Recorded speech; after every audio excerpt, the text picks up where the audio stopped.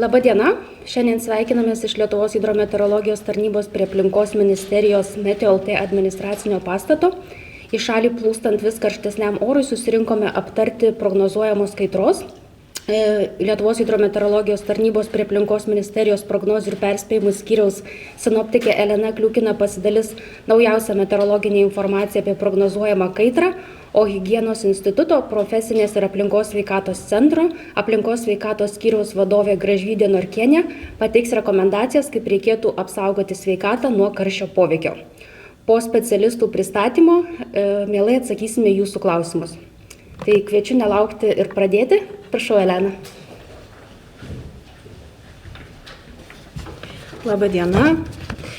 Tai šitas karštis, kuris alina vakarų Europą, dabar pamažu artėja link mūsų.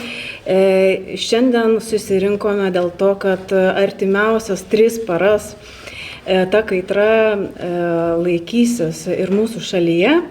Tačiau jau artėja jinai ir šiandien galima nuspėti, kad šiandien pietvakarių Lietuvoje vietomis jau gali būti apie 30 laipsnių karščio.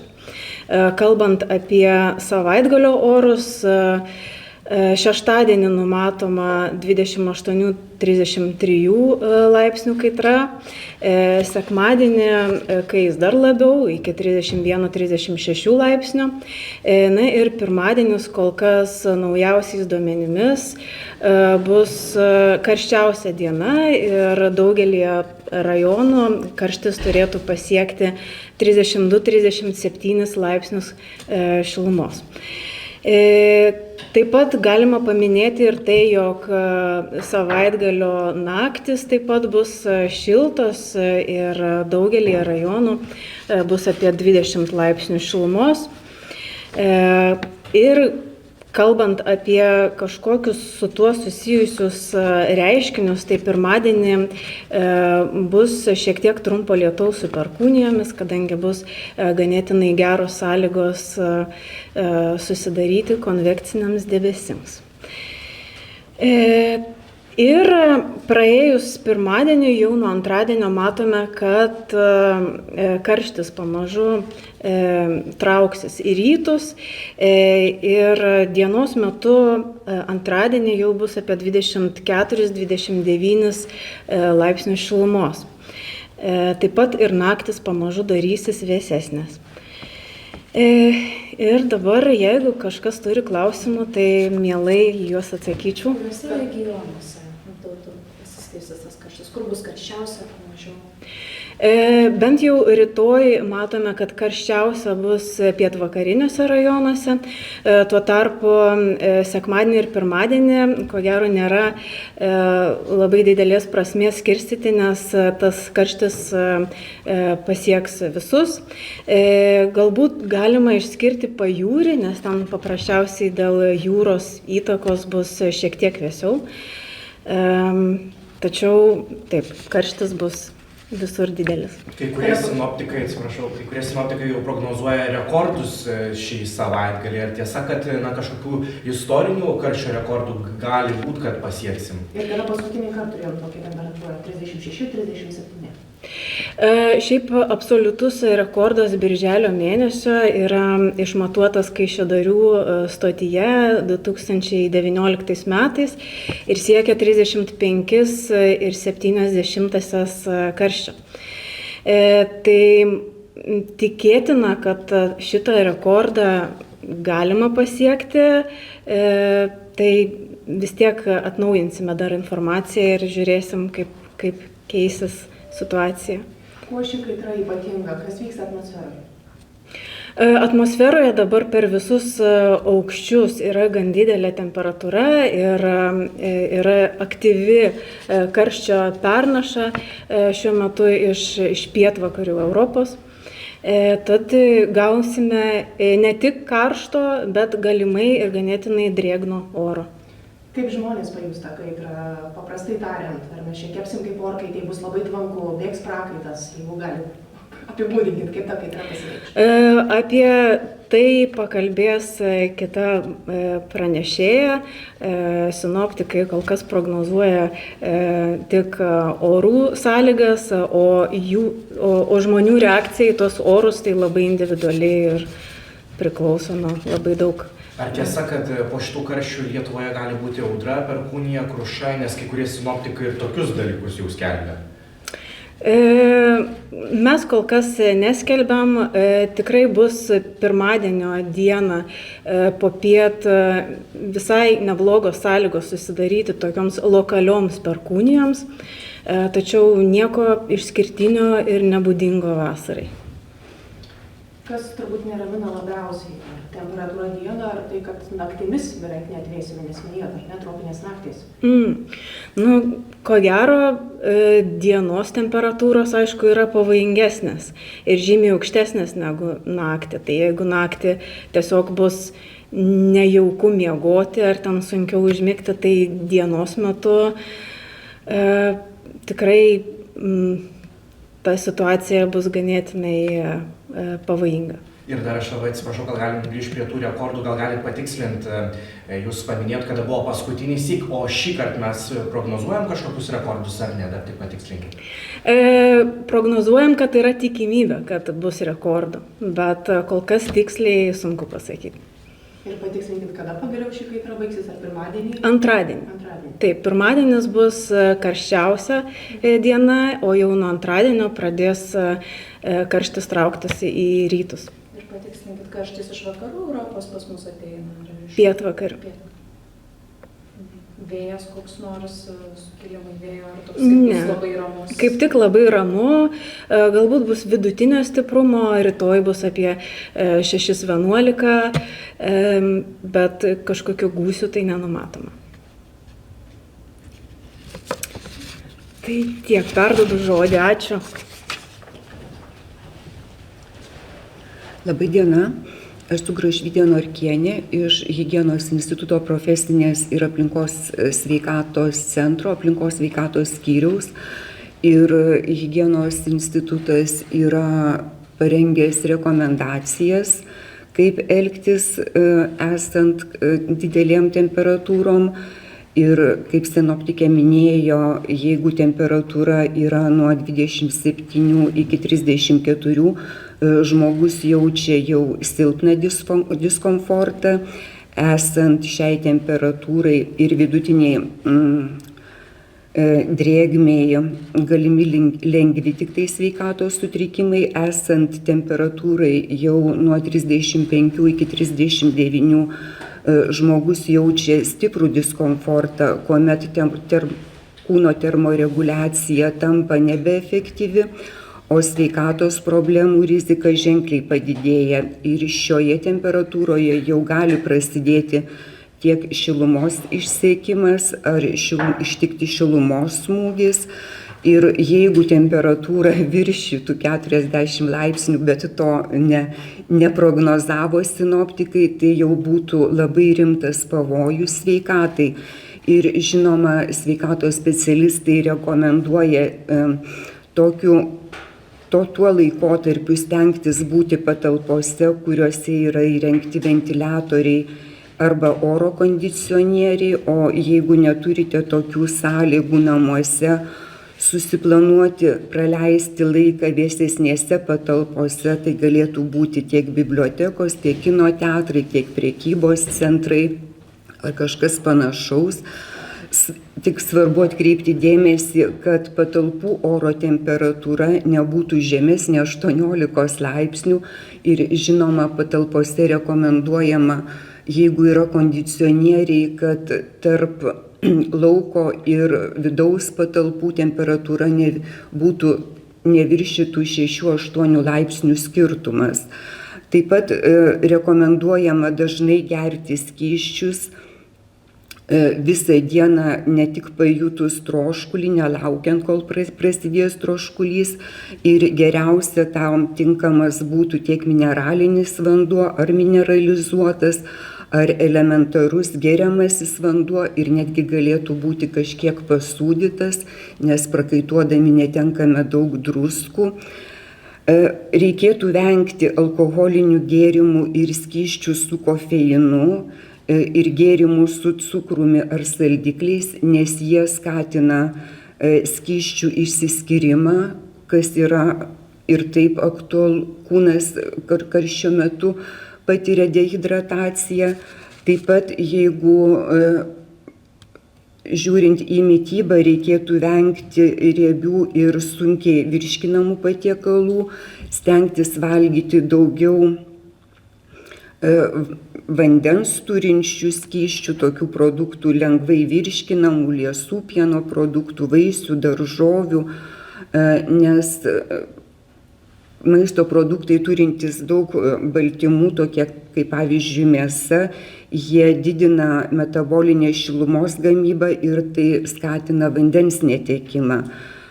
Taip pat einant į lauką reikėtų prisiminti, kad būtinas galvos apdangalas ir jeigu tokio neturite, naudoti tiesiog skėtį būnant lauke, dėvėti būtinai akinius nuo saulės, rengtis lengvais, šviesiais, orui laidžiais drabužiais, kad jie nebūtų sintetinio pluošto, nebūtų priglūdę prie kūno, taip kūnui lengviau atiduoti šilumą. Naudoti išeinant į lauką apsauginius kremus nuo saulės ir žinoma pasitepti prieš planuojant išeiti jau 30 minučių prieš, kad kremai galėtų įsigerti, o būnant ilgesnį laiką lauke rekomenduojama kas 2 valandas atnaujinti, tiesiog iš naujo pasitepti kremą. Taip pat yra, būnant gamtoje, rekomenduotumėm rinktis pavėsį, kad nebūtų tiesioginių saulės spindulių ir laiką planuoti pirmoje dienos pusėje arba jau vėlyvą popietę, nes saulė yra aktyviausia nuo 11 valandos iki 17. Tuo metu tiesiog būnant rinktis miškingą vietovę ar parkus, kur yra medžių ir nebūti tiesioginėje saulės atokaitoje, tiesiogiai prieš saulę. Dar vienas yra labai svarbus aspektas - nepalikti automobilyje vyresnio amžiaus asmenų, taip pat vaikų ar netgi ir gyvūnų, nes automobiliai ir atidarytais langais įkaista labai greitai ir yra galima netgi galimas šilumos smūgio patyrimas esant automobilyje, nes automobilis praktiškai įkaista per 15 minučių, o palikus ilgiau yra labai pavojinga. Taip pat dar rekomenduotumėme atsisakyti fizinio krūvio lauke, nes tokius darbus kaip sodo, ūkio ar kiti susiplanuoti arba anksti ryte, arba jau į vakarą, pavakaryje, o dirbantiem darbuotojam, kurie dirba lauke, rekomenduojama darbdaviam sudaryti sąlygas kas 1,5 valandos darbuotojam atsivėsinti vėsesnėse patalpose, žinoma, ir nepamiršti vartoti skysčių. Jeigu yra galimybė, žinoma, prie vandens telkinių irgi rekomenduojama maudytis, bet maudantis būti labai atsargiem ir iš karto nekristi į vandenį, tiesiog bristi palengva, susivilgant rankas, kaklą, veidą, taip palaipsniui priprantat prie didelio perkryčio oro temperatūros ir žmogaus kūno ir vandens. Žinoma, jeigu esat namuose ir negalite išeiti ar išvažiuoti, tai rekomenduotina vėsus dušas ar netgi vonia, tai irgi padeda kūnui atvėsti. Namuose būnant palaikyti vėsią namų aplinką, tai yra naudoti žaliuzius, užuolaidas, atspindinčias saulę, ar netgi dabar yra palankios plėvelės, kurios sulaiko ultravioletinius spindulius ir netgi taip neįkaitina patalpų oro. Taip pat dieną esant namuose naudoti kuo mažiau elektrinių prietaisų, nes tai sukuria papildomą karštį. Žinoma, apie miegą, jeigu yra galimybė, tai miegoti vėsesnėme kambaryje, gal kur yra ir kondicionierius. Žinoma, sekti tą jutiminę temperatūrą hidrometeorologijos puslapyje, nes skelbiama oro temperatūra ir drėgmė sukuria kitą jutiminį pojūtį temperatūros, nes esant drėgmesniam orui ir aukštai temperatūrai, jutiminė temperatūra pakyla. Ir į ką norėtumėm atkreipti dėmesį, jeigu yra sergantis širdies ar kraujagyslių ligomis, reikia labai stebėti savo sveikatos būklę, nes gali paskirtų vaistų poveikis pakisti.